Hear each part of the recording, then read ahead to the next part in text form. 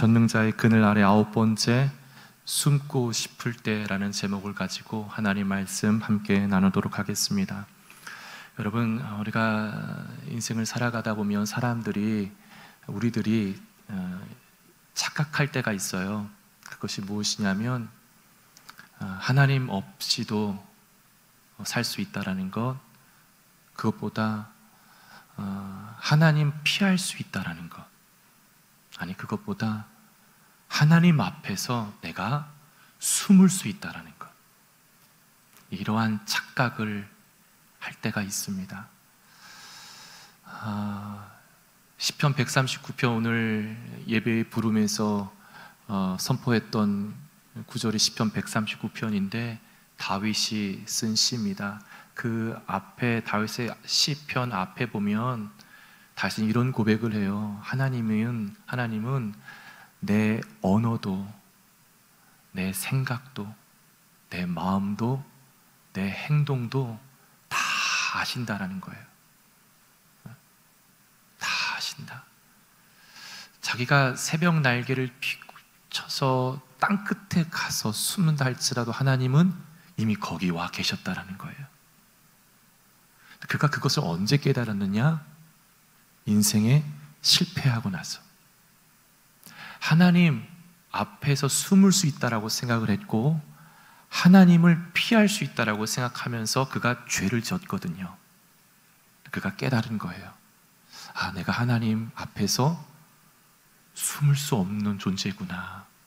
내가 하나님을 피할 수 없구나. 여러분, 우리가 왜 자꾸 넘어지냐면 내가 있는 공간에 하나님이 안 볼 거라고 생각할 때 우리 넘어집니다. 우리는 죄를 지어요. 하나님은 다 아시는 거예요.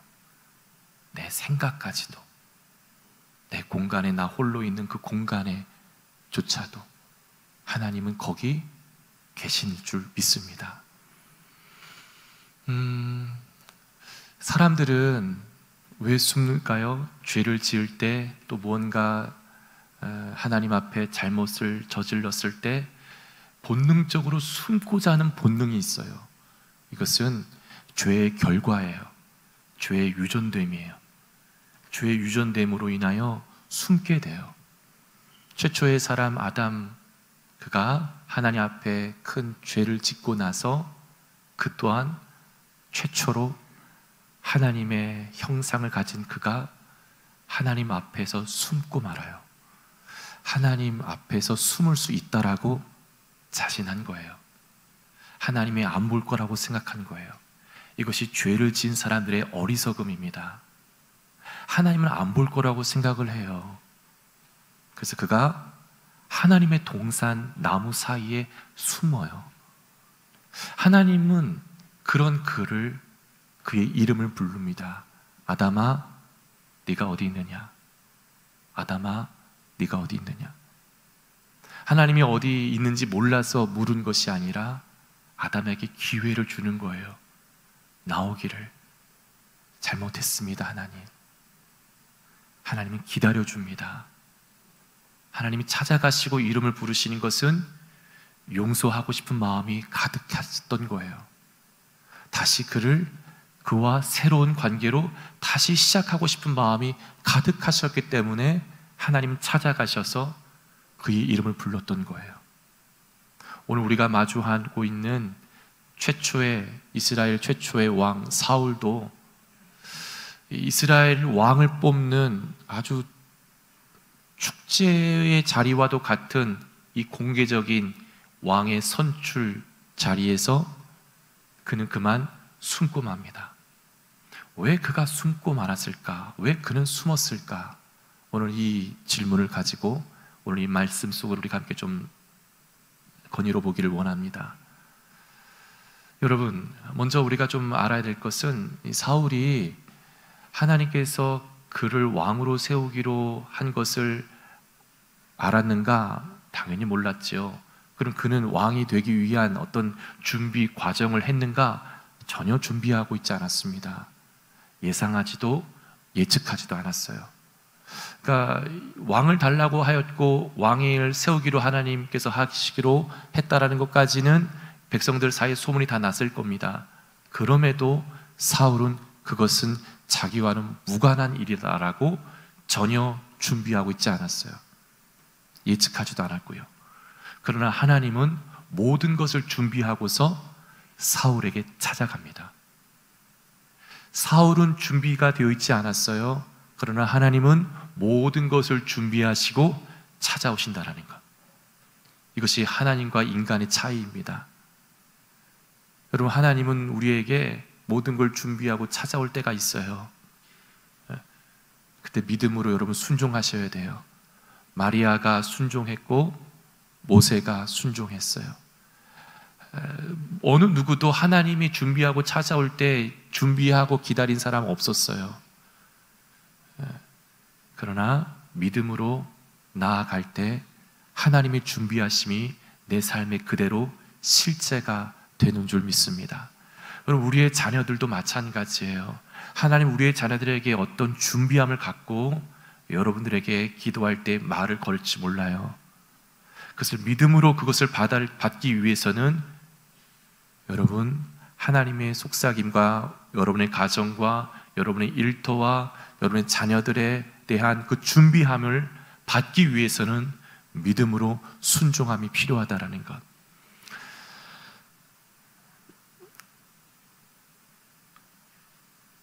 사울은 하나님 앞에 전혀 준비가 되어 있지 않았고 하나님은 사무엘을 준비하신 하나님은 사무엘을 사울에게 보내요. 둘을 만나게 하는 거죠. 자, 사울은 어느 날 똑같은 하루를 일상을 보내는데 그날은 유독 좀 특별한 날이었어요. 어떤 날이었냐면 정말 고귀한 암나귀를 잃어버려요. 당시 암나귀는요 운송수단이었습니다. 그리고 아무나 암나귀를 운송수단으로 사용할 수 없었어요. 부자여야만 됩니다. 한마디로 오늘날의 고급 세단과 같은 것이 바로 암나귀였어요. 근데 그 암나귀들을 잃어버린 거예요. 집안이 난리 난 겁니다. 그래서 사울이 종을 한 명 데리고 찾기 시작한 겁니다. 근데 찾을 수가 없었던 거예요. 아무리 뒤져도. 그래서 종이 힌트를 주죠. 사무엘 선지자에게 우리 가봅시다. 그분에게 부탁하면 그분이 알지도 모릅니다. 하고선 그들은 암나귀를 찾고자 사무엘 집까지 온 거예요. 하나님은 이미 그 전날에 사무엘에게 찾아가셔서 다 말씀하세요. 내가 내일 이맘때 너의 집에 어느 누군가를 보낼 거다. 너는 그에게 왕으로 기름을 부어라. 그리고 왕으로서의 일을 가르쳐라. 자, 하나님은 다 준비하고 사울을 기다리고 있었어요. 이 역사적인 만남, 사울과 사무엘의 만남. 사무엘은 하나님 말씀대로 순종합니다. 하나님의 말씀을 자꾸 듣기를 원하신다면요, 하나님의 음성을 여러분의 신령권에 정말 듣기를 원하신다면요, 여러분 순종을 즐겨 하셔야 됩니다. 하나님은 순종하는 자에게 하나님 자꾸 말씀하시는 하나님이십니다.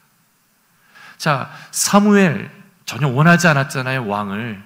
하나님께서 누군가를 선택한 것을 준비한 걸 들려주자 그대로 순종하고 그가 누구인지 하나님께 묻지도 않아요. 그리고 기다립니다. 역사적인 만남, 우리 10장 1절 말씀 함께 같이 읽어보도록 하겠습니다. 이에 사무엘이 기름병을 가져다가 사울의 머리에 붓고 입맞추며 이르되 여호와께서 내게 기름을 부으사 그의 기업의 지도자로 삼지 아니하셨느냐. 아멘. 여기 삼지 아니하셨느냐라는 것은 반어법은 강조하는 겁니다. 너를 반드시 삼으셨다. 이렇게 강조하기 위해서 이런 표현을 쓰는 거였는데요. 자, 말씀에 보면 평범한 사람이었어요. 사울은요, 준비가 되어 있지 않은 사람이었어요. 근데 오늘 어느 날 하나님이 그를 왕으로 기름 붓습니다. 사무엘과 사울만 있었어요. 목격자는 없었어요. 그래서 그런지 사울의 입장에서는 이게 뭐 확신이 온 것이 없었던 거예요. 뭐 찌릿찌릿한 것도 없었고, 그냥 기름을 부었고 이제 하나님이 너를 왕으로 세웠다라고 말씀하고 뭔가를 가르친 거예요. 근데 뭘 와닿지 않았던 거예요, 사울의 입장에서는. 그래서 하나님의 사람 사무엘은 이 사울에게 세 가지 징조를 이야기해 줍니다. 이제 앞으로 일어날 세 가지 징조, 이 세 가지 징조가 너에게 일어나면 이 기름 부음이 나에게서가 아니라 하나님으로부터 온 것임을 너는 분명히 확신해야 된다. 그리고 이 세 가지 징조가 너에게 성취가 다 이루어졌을 때 내가 너에게 건네주는 한 가지 명령을 너는 반드시 순종해야 된다 라고 하면서 세 가지 징조를 하나씩 보따리를 풀러서 이야기를 시작을 합니다. 첫 번째 징조는 이거였어요. 너의 고향 땅, 베냐민 땅 경계에 라헬의 묘지가 있는데 그 라헬의 묘지를 지나칠 때 두 사람을 만나게 될 것이다. 와, 매우 구체적으로 장소와 사람을 이야기합니다. 그 두 사람이 너에게 이런 이야기를 하는 걸 너가 듣는 순간, 아하, 정말 이 기름 부음은 하나님으로부터 온 것이구나라는 것을 너는 확신을 가져야 된다라고 말씀합니다. 자, 그 두 사람이 어떤 이야기를 들려줄 것인가에 대해서 2절 말씀 보시면, 10장 2절 말씀 보시면, 네가 오늘 나를 떠나가다가 베냐민 경계 셀사에 있는 라헬의 묘실 곁에서 두 사람을 만나리니 그들이 너에게 이르기를 네가 찾으러 갔던 암나기들을 찾은지라 내 아버지가 암나기들의 염려는 놓았으나 너희로 말미암아 걱정하여 이르되 내 아들을 위하여 어찌하리요 하더라 할 것이요. 자, 두 사람을 만나게 될 것이다. 근데 그 두 사람이 너에게 이런 이야기를 들려줄 것이다. 암나기들은 다 찾았다. 걱정하지 말아라. 그런데 너의 아버지가 너를 이제 걱정하고 있다. 어디 갔는지 라는 이 이야기를 너가 들으면 뭘 생각하라고요? 이 기름 부음이 누구로부터 왔다? 하나님으로부터 왔다. 근데 한 가지 징조만 갖고는 사울이 이게 우연이겠지라고 생각할 것 같았는지 사무엘 선지자가 하나를 더 이야기합니다. 자, 두 번째 징조는 이것이다. 사울아, 네가 이제 너의 고향으로 걸어갈 때 그곳에서 3명의 베델로 올라가는 산당에서 제사를 하러 가는 3명을 만나게 될 것이다. 그 3명 가운데 한 사람은 염소 새끼 셋을, 또 한 사람은 떡 3덩이를, 나머지 한 사람은 포도주 한 가죽 부대를 들고 간다. 와, 이 정도면 진짜 지금 일어난 일이 아니에요. 이렇게 구체적으로 지금 이야기합니다. 근데 그들이 너를 만나는 순간 너에게 떡 2덩이를 너에게 바칠 것이다. 너를 모르는 사람이야. 근데 그 3명이 너를 만나는 순간 그들이 가지고 있었던 그 가운데 떡 2덩이를 너에게 바치면 너는 분명히 알아야 된다. 너의 기름 부음은 하나님으로부터 온 기름 부음이요 하나님이 너를 왕으로 세운 것임을 너는 확신을 가져야 된다 라고 이야기를 건네준 겁니다. 이 정도 되면 저와 여러분 정도면 믿지 않겠어요? 이 정도면 우리는 믿는데, 사울은 이거 갖고 또 안 되는 것 같아요. 세 번째 징조를 들려줍니다. 세 번째 징조는 사울아, 잘 들어라. 네가 이제 고향의 막바지 너의 집 근처에 다다랐을 때 선지자들을 만날 것이다. 그 선지자들을 너가 본 순간 하나님의 영이 너에게 임할 거야. 그리고 너는 그들과 같이 예언을 하게 될 것이다. 그 일이 너에게 성취가 되면 너는 분명히 알아라. 하나님의 기름 부음이 너에게 임하였고 너를 하나님 왕으로 세웠다라는 확신을 가져라. 그리고 이 세 가지 일이 다 모두 순차적으로 다 모두 성취가 되면 내가 이제 너에게 이야기하는 이 명령을 너는 반드시 순종하고 행해야 된다. 라고 말씀했던 거예요. 자, 이 명령이 이제 중요합니다. 이 세 가지 일이 순차적으로 진짜 다 일어나요. 그럼 이제 이 사울이 명령을 생각해야 되는 것 아니에요? 이 명령이 어떤 명령이었는지. 자, 우리 말씀 10장 7절입니다. 10장 7절 말씀 함께 같이 읽어보도록 하겠습니다. 이 징조가 내게 임하거든 너는 기회를 따라 행하라. 하나님이 너와 함께 하시느니라. 아멘. 너가 소명을 이제 확신했다면 분명히 왕으로서의 첫 번째 임무, 이 명령을 수행하라. 그 명령이 뭐냐면 너는 기회를 따라 행하라 라고 되어 있습니다. 근데 이게 무슨 말인가? 이게 뭐 별말 아니잖아요. 이라고 얘기할 수 있잖아요. 이 말이 그냥 순리를 따라 행하라 라는 말이 아니고 우리말로는 볼 때는 조금 와닿지가 않는데 히브리어 문장을 풀이해 보면 이런 문장입니다.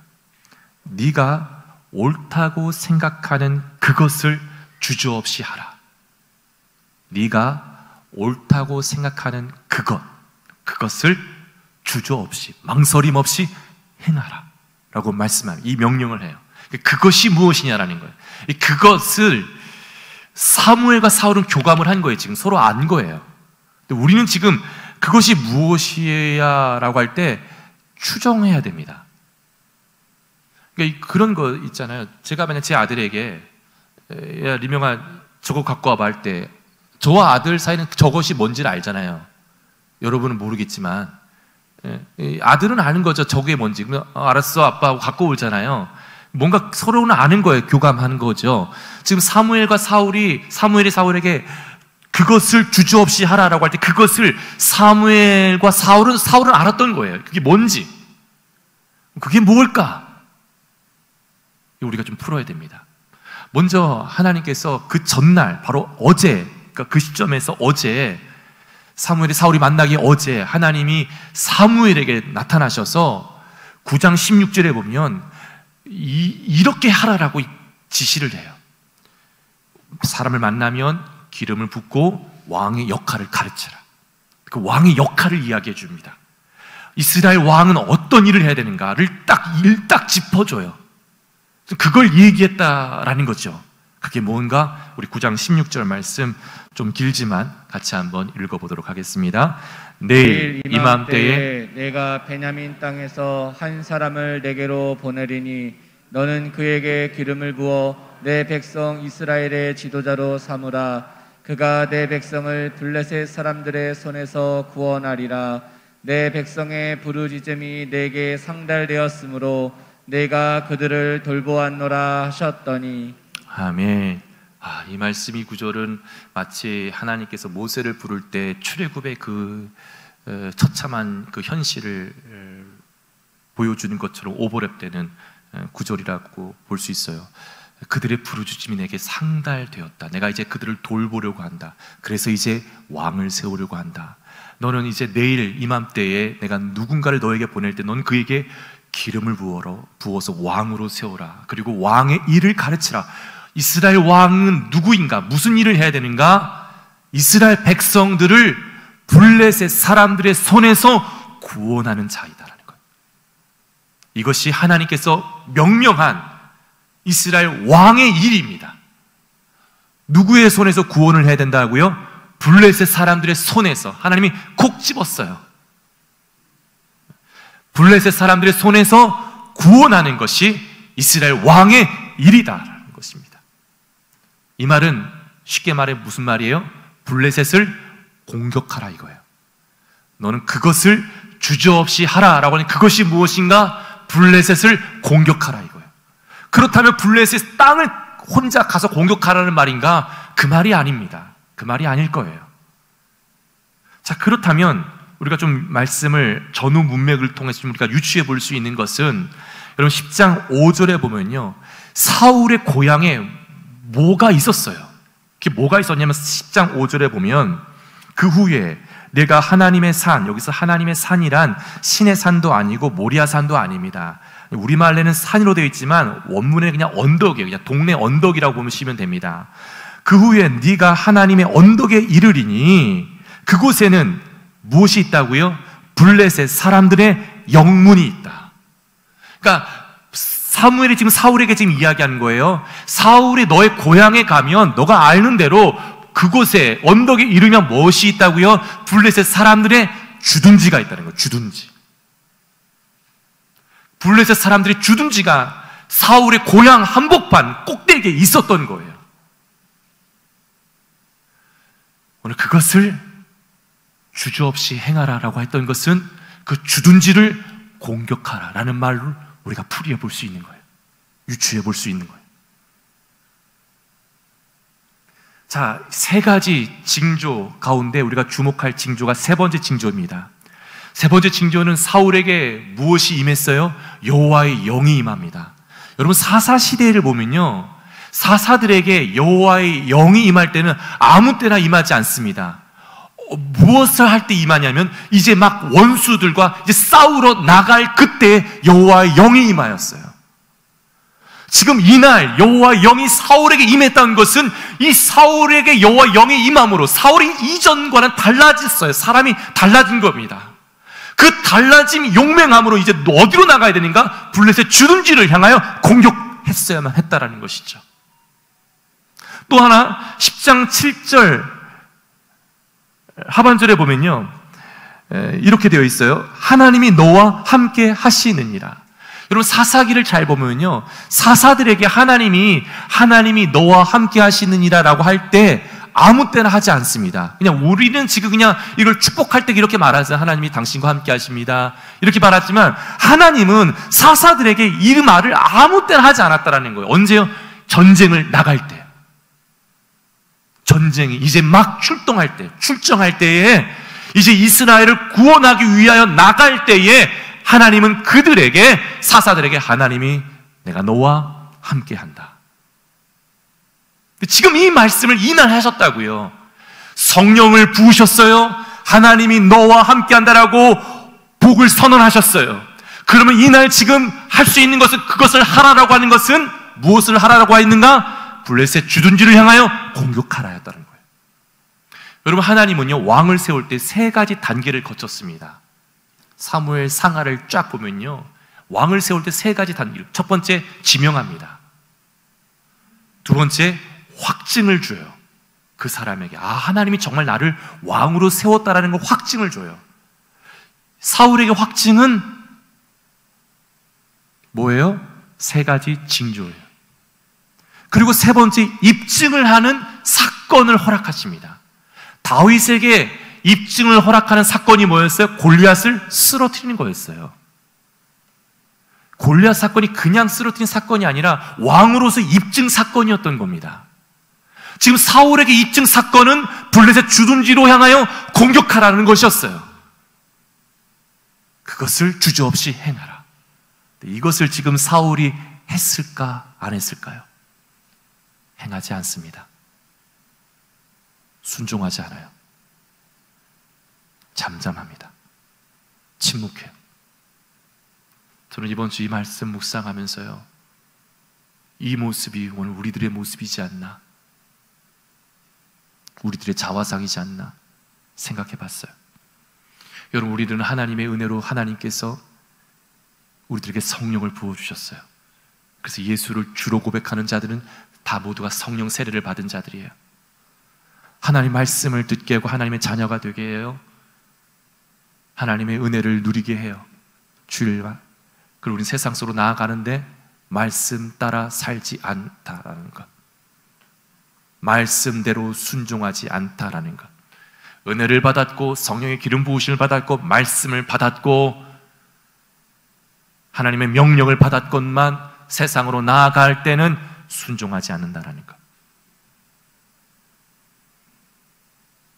이 사울의 모습, 오늘 우리들의 모습이었다는 것이죠.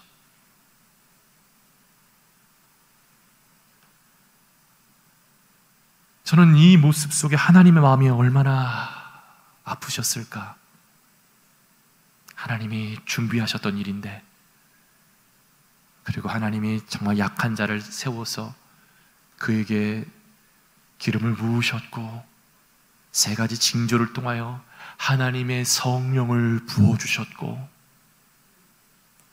말씀을 주시고 명령을 주셨건만 그는 주저앉은 거예요. 그 모습을 본 하나님의 마음이 어떠했을까요? 오늘 블레셋을 치는 일이 이제 시작되는 날인데 그날이 무산이 된 겁니다.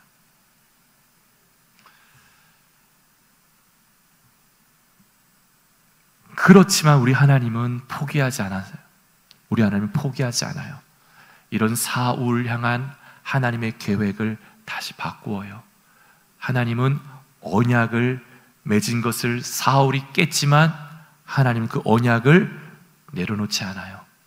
사울을 왕으로 세우는 일을 다른 방법을 통하여 다시 시작하십니다. 그 일이 무엇인가? 제비를 뽑는 일로 사울을 왕으로 세우는 일을 시작하십니다. 전개하세요.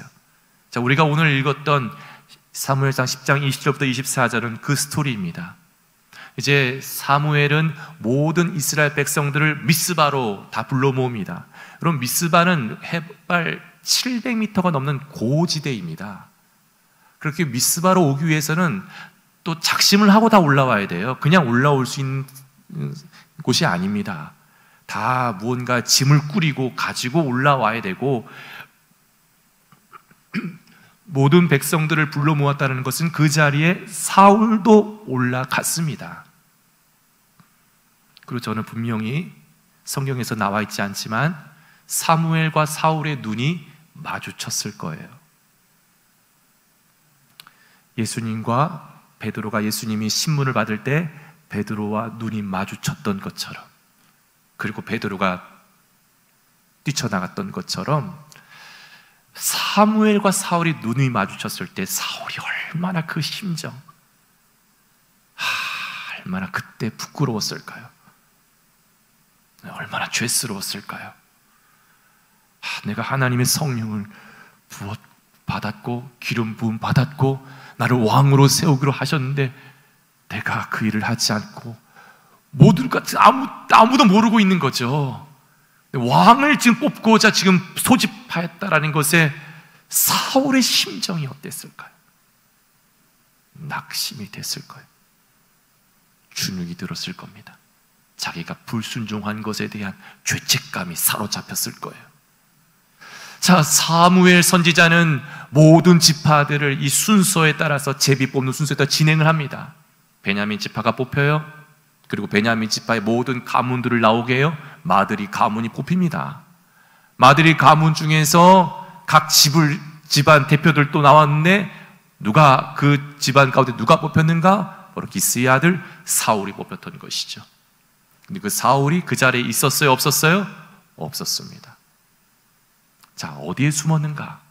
자, 우리 말씀 22절과 23절 같이 한번 읽어보도록 하겠습니다. 그러므로 그들이 또 여호와께 묻되 그 사람이 여기 왔나이까? 여호와께서 대답하시되 그가 진보다리들 사이에 숨었느니라 하셨더라. 그들이 달려가서 거기서 그를 데려오매 그가 백성 중에 서니 다른 사람보다 어깨 위만큼 컸더라. 아멘. 여러분 한번 상상해 보세요. 짐 보따리들 사이에 숨었어요. 이 짐 보따리, 아까도 얘기했듯이 미스바는 굉장히 고지되고 멀어요. 오기 위해서는 큰 짐, 여행용 짐 보따리들 다 갖고 와야 됩니다. 근데 이제 거기에 숨은 거예요. 거기에. 네. 거기에 숨었어요.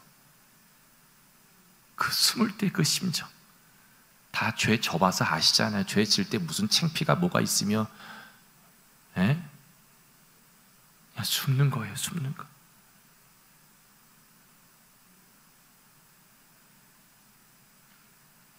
하나님이 지금 사울이 짐 보따리들 사이에 숨었다라고 얘기하시는 하나님도 얼마나, 지금 왕이잖아요. 왕으로 세우는 날이잖아요.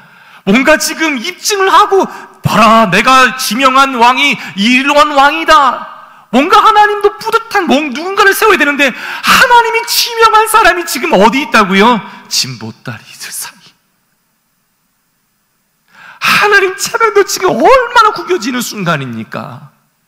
그런데도 포기하지 않아요. 포기하지 않아요.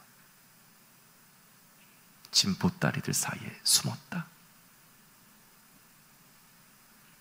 여러분, 우리는 숨바꼭질의 다 대가들입니다. 숨바꼭질 가르쳐준 사람이 아무도 없어요. 그런데도 참 잘해요. 특히 하나님 앞에서 숨바꼭질 정말 잘합니다. 교회 학교에서 가르쳐준 것도 아닌데도 말입니다. 우리 안에 유전됨이 있는 거예요. 여러분 어떠세요? 여러분, 저는 어떨 것 같아요? 저는 하나님 앞에서 저라는 사람도 숨을까요? 안 숨을까요? 지금 마스크 써가지고 뭐라 그런지 하나도 안 들리는데 제가 왜 안 숨겠어요? 왜 안 숨겠어요? 특별히 이번 한 주가 저에게는 숨고픈 한 주간이었습니다. 여러분 보세요. 하나님이 기름 부음 받았어요. 제가 목사로서 자격도 없는데 또 하나님께서 제 인생에 개인적인 확신을 주셨어요. 담임으로 오게 하시는데, 그리고 3년 전부터 하나님의 일을 감당해 나가고 있습니다. 하나님 앞에 제 마음 가운데 어떤 마음이 있냐면요, 하나님, 제가 이렇게 열심히 준비하여서 전하는 설교가 저들의 마음에 울림이 되고 변화가 일어나고 있는 겁니까? 제가 저들의 기도의 제목을 갖고 기도할 때마다 그 기도의 제목이 정말 하나님, 저들의 심령이 변화되는 일들이 일어나고 있는 것입니까? 이것에 대한 늘 애통함이 있어요. 그런데 이 코로나 이후로 이 마음이 더 심해졌어요. 처음엔 여러분이 한 명도 보이지 않았죠. 여러분들이 어떻게 이 신앙생활을 어떻게 하고 있을까? 정말로 이 세상 속에서 정말 하나님 바라보고 견고하게 서가고 계시는 것일까? 그 답답함과 그 안타까움과 그 고통이 짓눌리다 보니 제가 숨고 싶었던 거, 이번 한 주. 또 몸이 또 이번 한 주에 다운이 되니까 하나님, 너무 속상합니다. 하나님, 제 자신이 너무 못나 보이고 정말 부족해 보이고 어떻게 해야 될지 보이지 않고 하나님 앞에 엎드리고 엎드려도 보이지 않는 한 걸음 한 걸음 앞에 이번 한 주가 저에게 그런 한 주였어요. 그때 하나님께서 이 말씀으로 저에게 위로해 주셨던 거예요. 이번 한 주간 또한 우리 성도님들이 계속 그렇게 베풀어 주셨지만 특별히 또 사랑으로, 기도로 위로해 주시는 손길을 경험했어요. 여러분, 하나님 앞에서 숨고자 하는 본능 다 있지만 그걸 그냥 내버려 두면 안 됩니다. 우리에겐 숨고자 하는 본능이 다 있다라는 것, 그것을 내버려 두면 안 된다라는 것. 숨고자 할 때 아무리 숨고 싶어도 하나님 얼굴을 피해서는 안 된다라는 것. 하나님 앞에 숨고 싶을 그때 우리는 무엇을 바라보아야 되는가? 나를 위하여 죽으신 예수 그리스도, 예수님의 보혈을 의지하며 나아갈 때 내 못남이 보이지 않는 거예요. 내 약함은 보이지 않아요. 내 어둠이 보이지 않아요. 주님의 빛을 보게 되는 거예요. 주님의 얼굴이 보여지게 되는 거예요. 하나님의 말씀이 들려지게 되는 거예요. 나를 믿게 되는 것이 아니라 하나님을 믿게 되는 티핑 포인트를 만나게 된다는 거예요. 할렐루야. 그 은혜가 저 여러분 가운데 있기를 축복합니다.